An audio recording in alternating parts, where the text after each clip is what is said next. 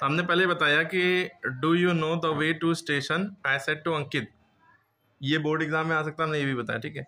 तो I asked Ankit, said to का क्या हो जाएगा, आस्क्ड। यहाँ पे क्यों हुआ था, क्योंकि यहाँ पे क्वेश्चन मार्क लगा था, ठीक है। जब क्वेश्चन मार्क लगा होता है तो सेड टू का क्या हो जाता है, आस्क्ड। तो आई आस्क्ड अंकित, मैंने अंकित से पूछा। अब जब हेल्पिंग वर्ब से शुरू होता है तो इफ लगाते हैं, ये भी बताया था। तो इफ या वेदर, ठीक है। दैट नहीं लगता है जब हेल्पिंग वर्ब से शुरू हो। Do, does, did, is, am, are, was, were, has, have, had, इनसे शुरू होगा तो इफ लगेगा।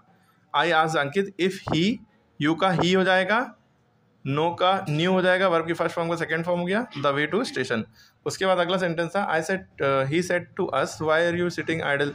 उसने हमसे कहा कि तुम लोग क्यों खाली बैठे हो। तो सेड टू का आस्क्ड इसलिए होता था क्योंकि क्वेश्चन मार्क लगा है। तो he asked us, why is am are का वर हो जाता है, वाज या वर होता है। तो यू का अस के अकॉर्डिंग वी हो जाएगा। उसने हमसे पूछा कि क्यों हम खाली बैठे हैं, तो अस का वी हो गया था। तो वाई वी और आर का वर पहले लिखेंगे, सिटिंग आइडल। उसके बाद रेखा सेट टू में बिहेव प्रॉपर्ली। यहाँ पे देखिए, अपनी हद में रहो, औकात में रहो, सही से बात करो, ठीक है। इस तरह की बात उन्होंने कह दी। तो रिका सेट टू मी, यहाँ पे सेट टू का ऑर्डर्ड हो जाएगा क्योंकि ऑर्डर दे रही है, रिक्वेस्ट तो कर नहीं रही। प्लीज लगा होता तो भी सेंटेंस लगभग यहाँ पे रहता। अगर यहाँ प्लीज लिखा होता, प्लीज बिहेव प्रॉपर्ली, तो यहाँ पे रिक्वेस्टेड हो जाता। प्लीज की वजह से यहाँ पे रिक्वेस्टेड हो जाता है। Rekha requested me to behave properly, ठीक है, प्लीज हट जाता।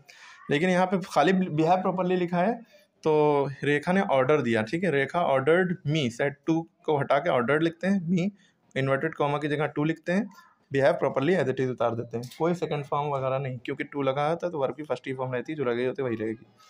The teacher said to student, is this the method to solve the question. Question mark लगा है तो सेड टू का क्या हो जाएगा, asked. The teacher asked the student, question comma inverted comma की जगह इफ लगेगा क्योंकि हेल्पिंग वर्ब से शुरू है।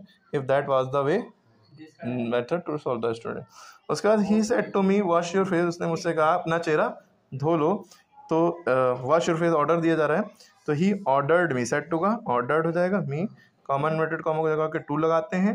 दैट नहीं लगता है इंपरेटिव सेंटेंस में, यानी ऑर्डर रिक्वेस्ट एडवाइस में कभी भी दैट नहीं लगेगा, तो इसलिए टू लगता है। और हेल्पिंग वर्ब से शुरू होता है तो क्या लगता है, इफ लगता है। और मेन क्वेश्चन वर्ड से शुरू होगा, व्हाट, व्हेन, वेयर, विच, इनमें ना दैट लगेगा ना कुछ लगेगा, बस डायरेक्ट उतारते चले जाएंगे, ठीक है। तो to wash your face, okay, clear हो गई बात।